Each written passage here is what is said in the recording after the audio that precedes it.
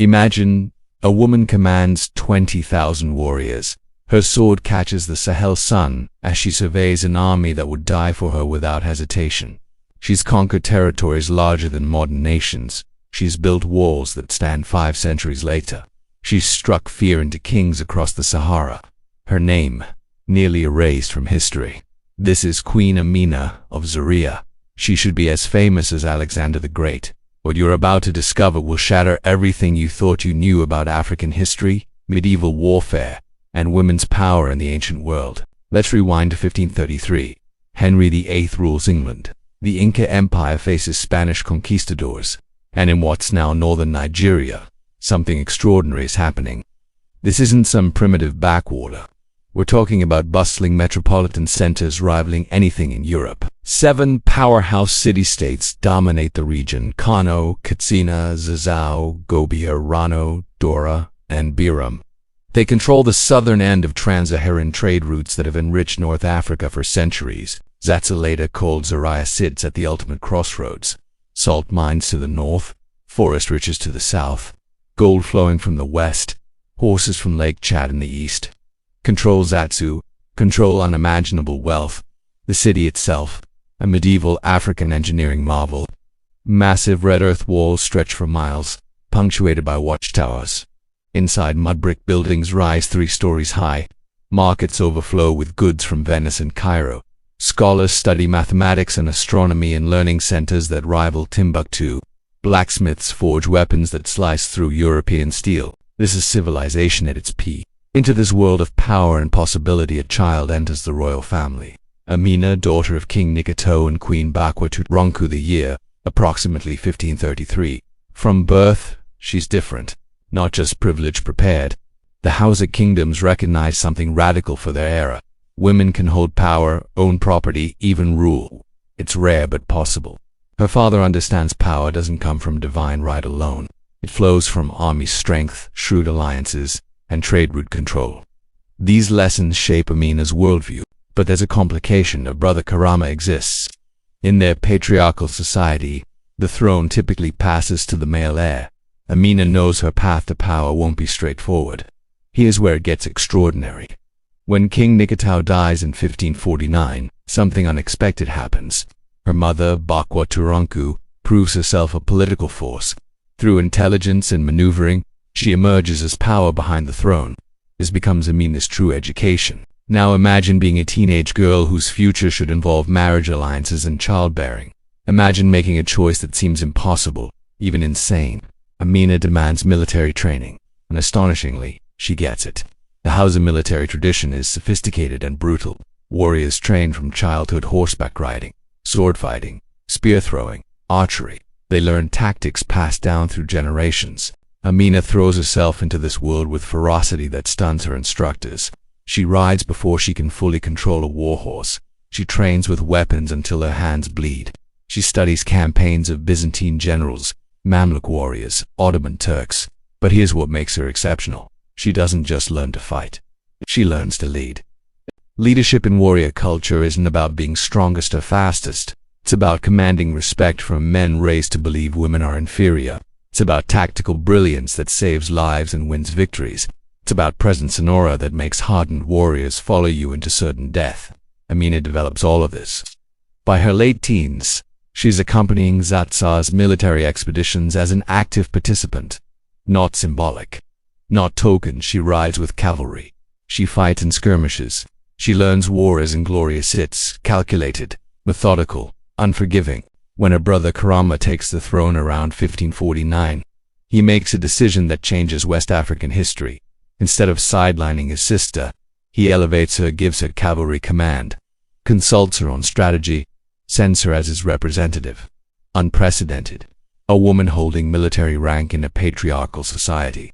For 16 years, Amina serves as one of Zazzau's top commanders. She leads expeditions, defends against invasions, oversees fortifications, and she builds something more valuable than victories: loyalty. Warriors who serve under Amina develop fanatical devotion. She shares their hardships, ensures they're fed and paid, mourns their dead, proves herself repeatedly in combat. But pressure mounts for her to marry. Alliance marriages are medieval politics currency. Amina's marriage could secure Zazzau's borders for a generation. Amina refuses. She takes a revolutionary stance. She'll never permanently marry. This decision is radical beyond modern comprehension. By rejecting marriage, she's rejecting her era's fundamental social contract. She's declaring her destiny as her own to command. It's a declaration about to be tested in unimaginable ways. King Karama dies. Everything changes. A king's death in medieval Africa is maximum danger. Rivals strike. Nobles plot. Neighboring kingdoms probe for weakness. Zazzau faces an unprecedented choice. Male relatives could claim the throne safe. Expected, unremarkable. But there's also Amina by 1565. She's in her early 30s. She's commanded troops for 16 years, proven her brilliance in countless campaigns, earned the military's loyalty and the people's respect. The court debates intensely. Traditionalists demand a male ruler. Others argue no male candidate matches Amina's qualifications. The military strongly backs her. Whispered question: what will other kingdoms think? Will they see a female ruler as weakness? Amina's supporters make a compelling case. Let them come. Let them test Zazzau's defenses. Amina ascends to the throne. Queen Amina, the warrior princess, becomes warrior queen. Amina knows ceremony means nothing without power. Within months, some say weeks, she launches her first campaign as queen. Her target: strategic. A southern territory resisting Zazzau's authority and threatening trade caravans. It's both a test and a message to anyone viewing a woman on the throne as opportunity for rebellion. Amina personally leads 20,000 warriors, an enormous force requiring sophisticated logistics and command structure. The campaign is swift and decisive.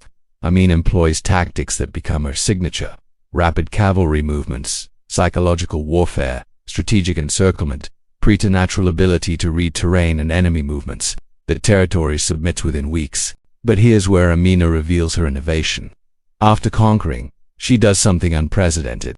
Orders massive earthwork fortifications around the newly conquered settlement. This is the birth of the Amina Walls. Over following years, as conquests expand, Amina fortifies every major settlement under her control. These walls, many still standing in modern Nigeria 5 centuries later, become synonymous with her rule. They're defensive structures and symbols of permanence of Amina's intention to hold what she conquers. But fortifications alone don't build empires. Amina understands lasting power requires economic dominance. She turns to trade routes. Trans-Saharan trade is West African kingdoms' lifeblood. Gold, ivory, cola nuts, and enslaved people flow north. Salt, horses, textiles, and weapons flow south. Kingdoms controlling these routes grow wealthy beyond measure. Amina begins systematic campaigns extending Zazzau's control. She conquers key trading towns, establishes military garrisons at critical junctions, negotiates or coerces agreements with merchant clans. By the late 1560s, Zazzau controls trade routes from southern forests to the Sahara, from Nube Kingdom lands west to Lake Chad east. Wealth flows into Zaria unprecedented. The city grows. New markets open. Artisans and merchants flock, drawn by security and opportunity. But success breeds envy, and envy breeds enemies. Other Hausa city-states watch Zazzau's rise with alarm. Kano and Katsina see their trade revenues declining, tributary states defecting, regional power shifting. They begin to plot. Diplomatic pressure comes first.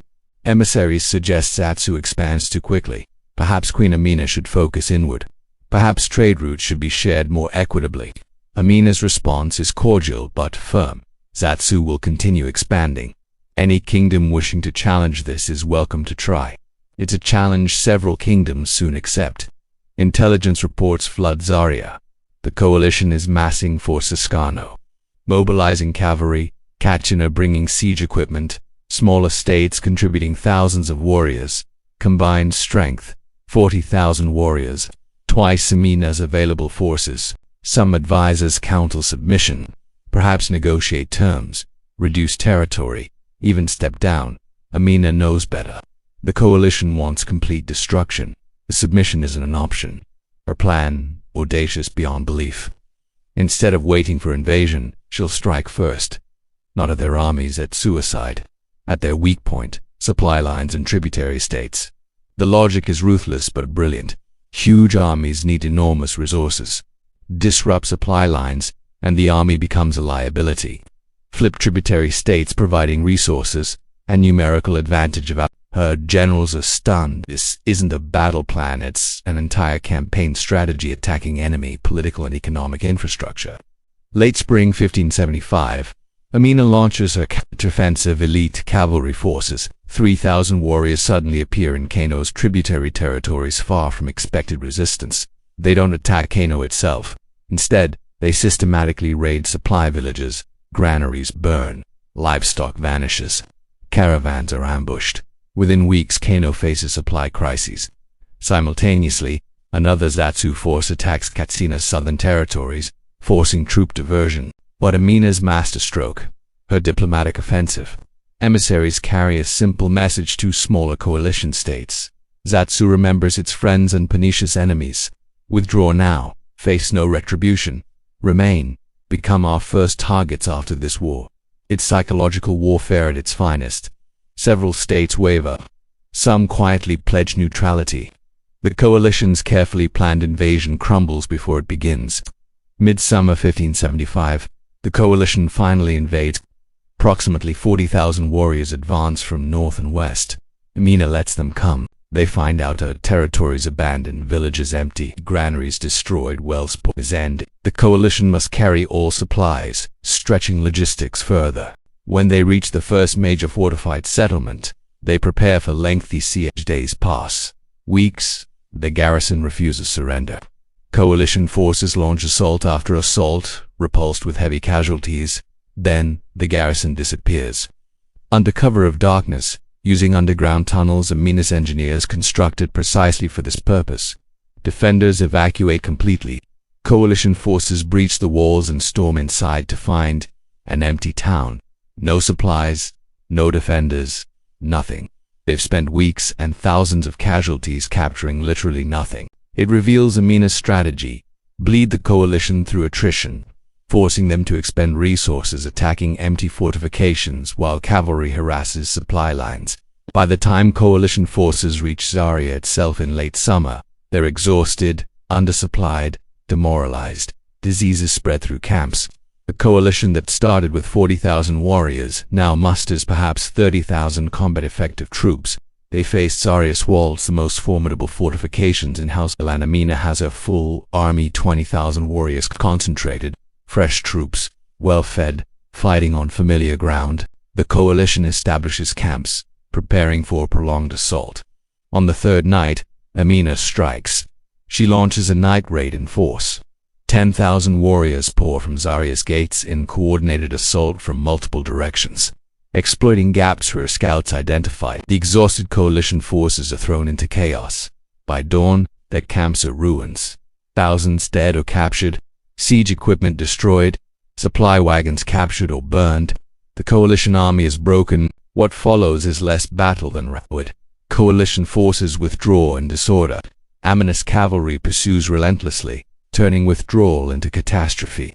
When survivors struggle back to home territories, they've lost more than half their original strength. The coalition war is over. Zazzau has won a victory so complete it'll be remembered for generations. Amina doesn't stop. While enemies reel and disorganized, she launches punitive campaigns. Territories supporting the coalition face retribution. Some are conquered outright.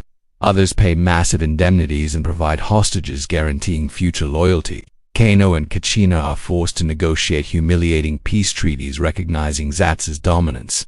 The balance of power has fundamentally shifted. Before the war, Zazzau was powerful but still one state among several. After the war, Zazzau was unmistakably dominant. But here's what makes Amina truly remarkable. She doesn't simply crush defeated enemies. She understands stable power requires not just military dominance, but political legitimacy and economic prosperity. From 1576 to 1578, she implements transformative policies. Infrastructure investment. Trade routes improved and protected.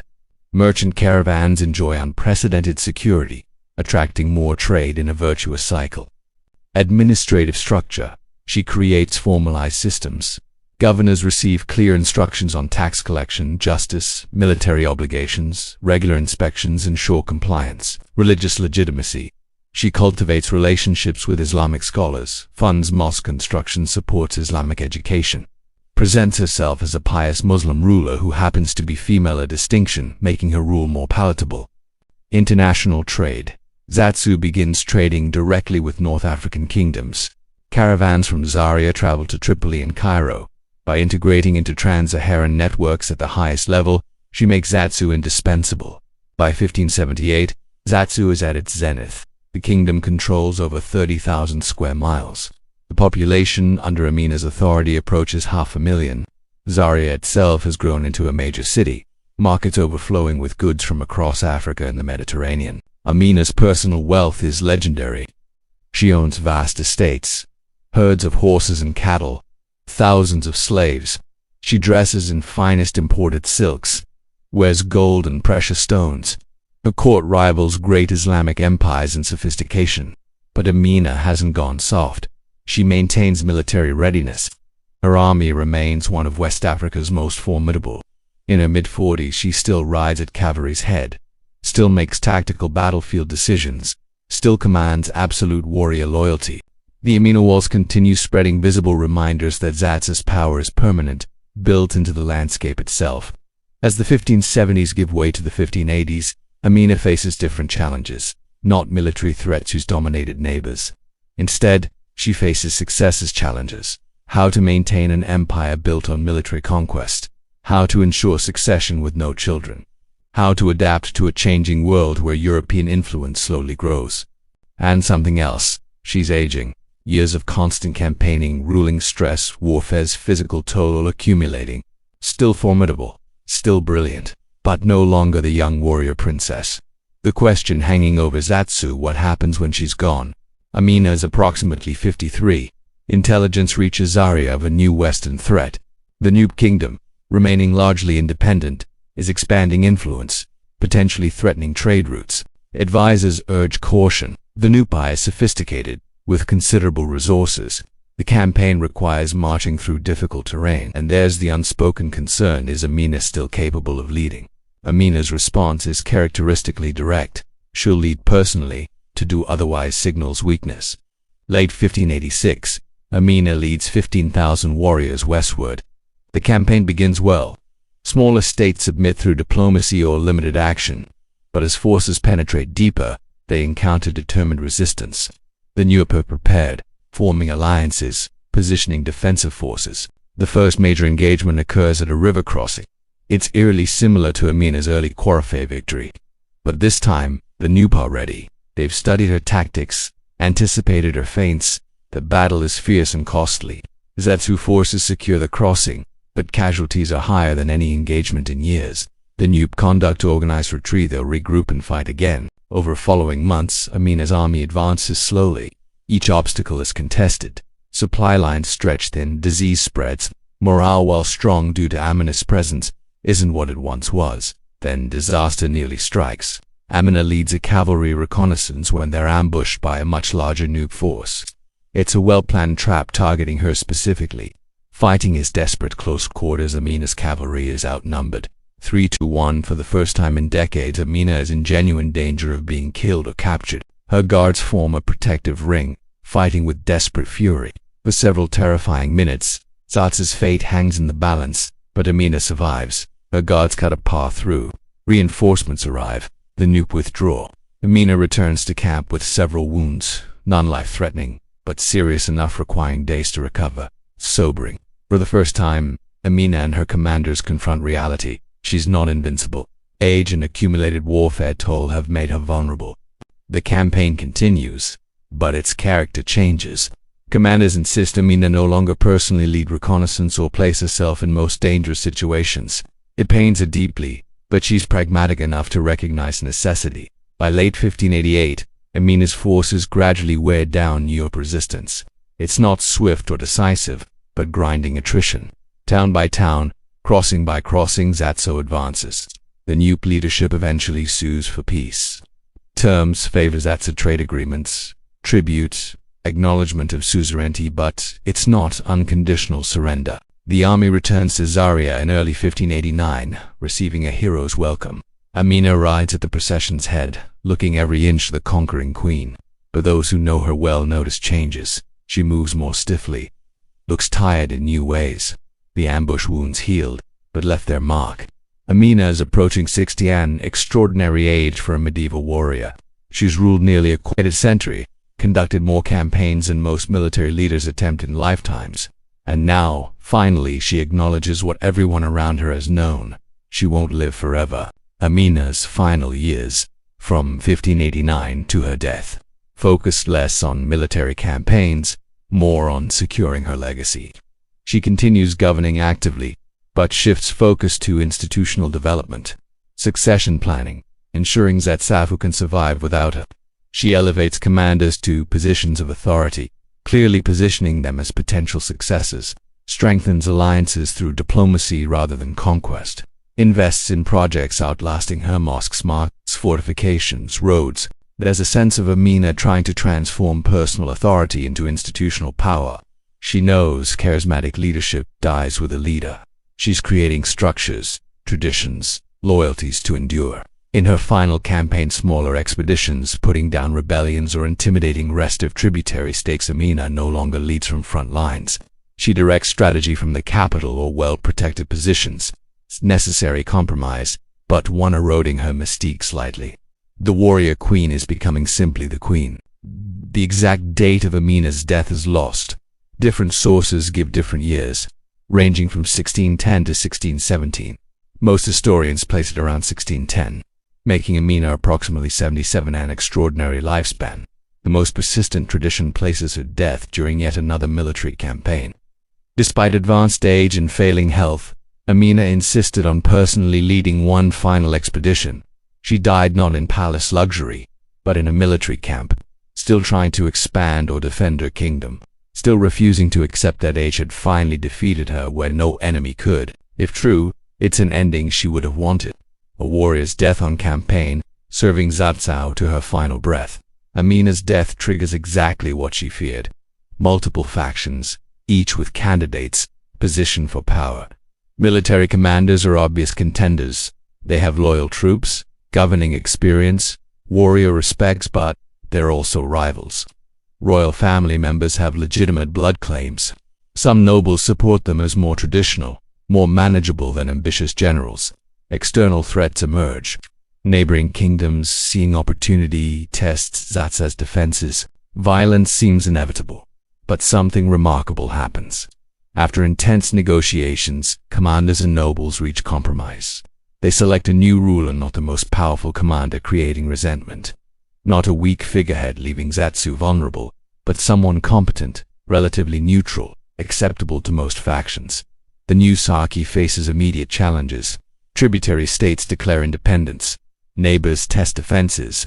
Internal rivals plot, but and this is crucial, Zazzau doesn't collapse. The institutions Amina built survive. Administrative structure she established, fortification and garrison network she created, trade relationships she cultivated, all provide continuity and stability even as political leadership changes. The Amina Walls prove their worth. Rebellious tributary states face fortifications, making reconquest difficult. Invading kingdoms encounter defensive networks, Amina designed specifically to protect core territory. The military culture Amina created persists. Warriors don't forget training or lose discipline. Cavalry tactics she developed continue employment. Emphasis on fortification, trade route control, systematic administration all become standard practice. Over years following Amina's death, Zazzau experiences managed decline. The empire proves too large to maintain without her personal authority. Distant territories break away. Zazzau's direct control shrinks back toward its historical core. But key point, Zazzau itself survives as a major power. It doesn't collapse into civil war, doesn't get conquered by rivals, continues being one of the major Hausa city-states, playing important roles in West African politics and trade for centuries. This is Amina's true achievement. She didn't just conquer territory, she built institutions and systems outlasting her. She didn't just win battles, she created military culture and defensive infrastructure protecting Zazzau after her death. She didn't just accumulate power, she legitimized women's authority in ways influencing how future generations thought about leadership and capability. The Amina Walls, many still standing today, over 400 years later, remain as physical testimony to her reign. Archaeologists have mapped extensive networks of these fortifications across northern Nigeria. The walls are sophisticated earthwork constructions, some with bases 20 feet thick and heights over 20 feet. They represent hundreds of thousands of labor hours, coordinated engineering on massive scale, and vision generations ahead of its time. Modern visitors to Zaria can still see pores they have eroded over centuries, been built over in places destroyed by urban development, but they persist. Stubborn monuments to a queen whose name was nearly forgotten, but whose physical achievements literally reshaped the landscape. Local people call them the Amina Walls, and they're right to do so. These walls are her monument, more lasting than any statue, more meaningful than any written chronicle. For centuries after her death, Amina's story lived primarily in oral tradition. Hausa people of northern Nigeria preserved her memory through songs, proverbs, and stories passed generation to generation. She became folklore, figure not forgotten, but not quite historical either.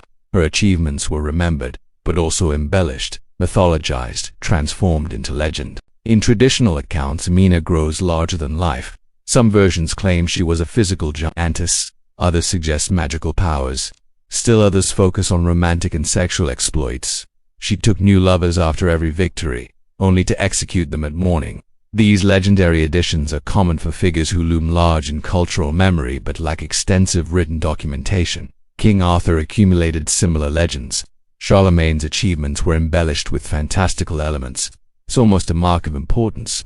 Only figures who truly mattered get transformed into legends. But legends can obscure history. By the 19th and early 20th centuries, as European colonialism dominated Africa and European historians began writing African history, Amina was often dismissed as purely mythical, an African Wonder Woman with no historical basis. This dismissal was convenient for colonial narratives. If Africans never built sophisticated kingdoms, never developed complex political systems, never produced military geniuses building empires, then colonialism could be justified as bringing civilization to a backward continent. Acknowledging rulers like Amina, women no less, who built states rivaling European kingdoms, complicated that narrative uncomfortably. Systematic recovery of Amina's historical reality began mid-20th century, as African independence movements sparked renewed interest in pre-colonial history. Scholars, many African, began painstaking work reconstructing the past from fragmentary sources. They turned to the Kano Chronicala historical document written in Arabic in the 19th century, containing information from much earlier periods.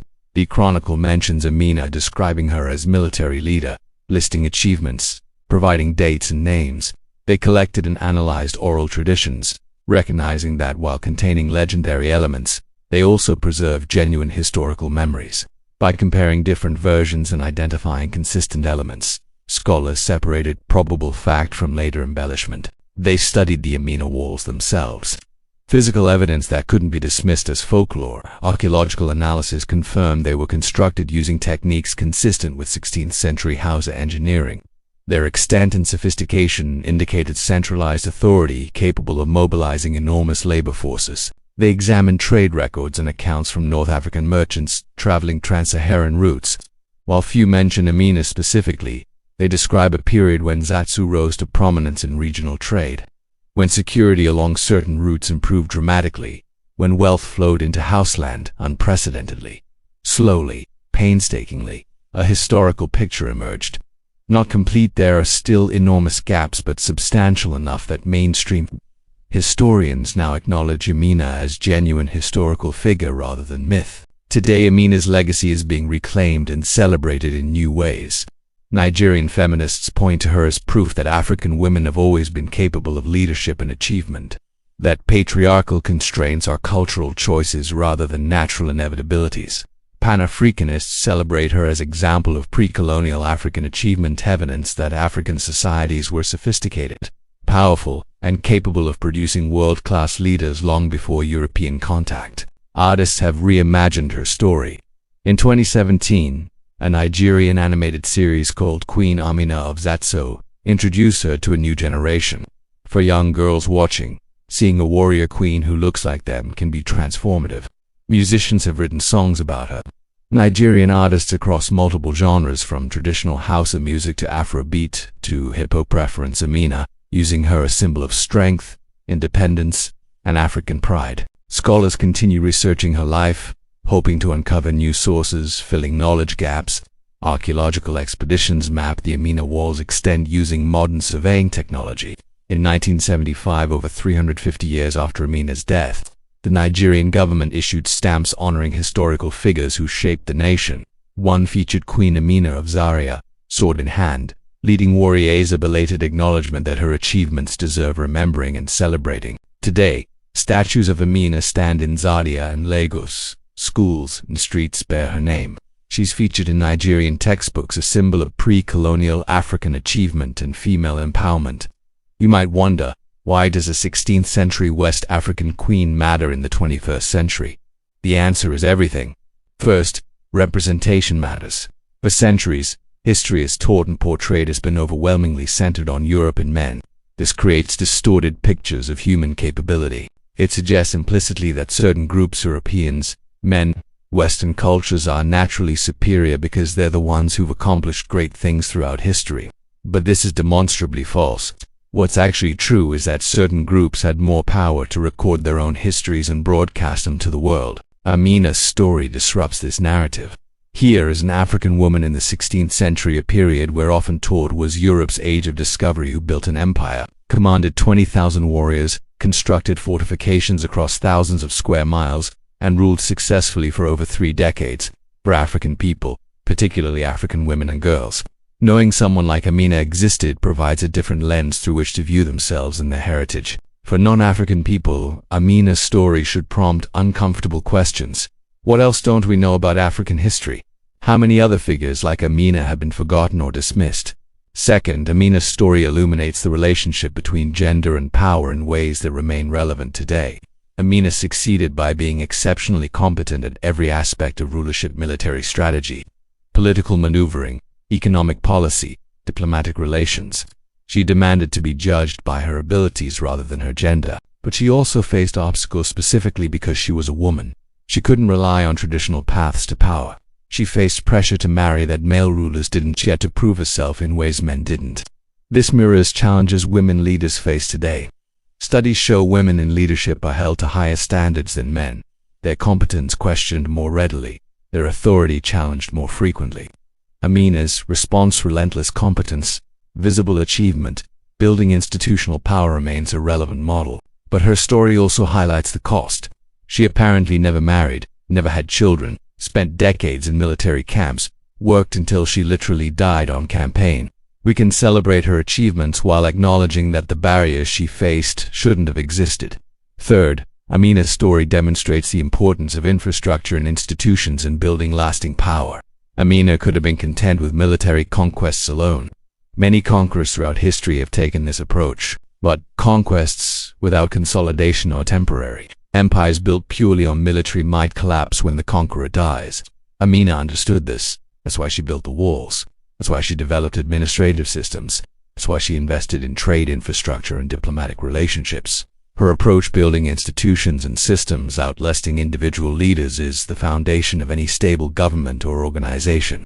It's a lesson applying to everything from nations to businesses to social movements. Fourth, Amina's story reveals the complexity of historical morality and dangers of presentism by modern standards. Much of what Amina did would be considered problematic or horrific. She conquered other kingdoms. She extracted tribute through force. Her empire almost certainly participated in the slave trade.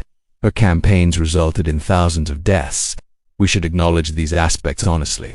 Amina was a product of her time, operating according to 16th century West African norms. To judge historical figures solely by contemporary standards is to misunderstand history. It flattens complex human beings into simple heroes or villains. The more productive approach is understanding Amina within her historical context, recognizing both her remarkable achievements and the moral limitations of her era. We can admire her strategic brilliance without endorsing conquest. We can celebrate her breaking of gender barriers without ignoring aspects of her rule we now recognize as unjust. Fifth, Amina's story reminds us that history isn't a simple march from primitive past to enlightened present. The 16th century Hausa kingdoms were not less developed than 16th century Europe in any meaningful sense. They had different technologies and cultural practices, but were comparably sophisticated in political organization. military capabilities, economic systems, and cultural achievements. The fact that Europe eventually colonized Africa had more to do with specific historical contingencies: Europe's development of ocean-going naval technology, economic power from American colonization, disease environment favoring Europeans, and with any inherent European superiority. Amina's story exists in a version of the world where African kingdoms were powerful, sophisticated, and capable of producing leaders matching anyone in the world. Understanding this fundamentally changes how we understand global history and contemporary global relations. On a hilltop overlooking modern Zaria, portions of an ancient wall still stand. Red earth worn by centuries of rain and wind. Trees growing through gaps, modern buildings incorporating sections into foundations. But the wall endures. It's one of thousands of kilometers of fortifications that once protected Zazzau's territories. Most have eroded or been destroyed, but enough remain that you can still trace Amina's empire's extent. Still see physical evidence of her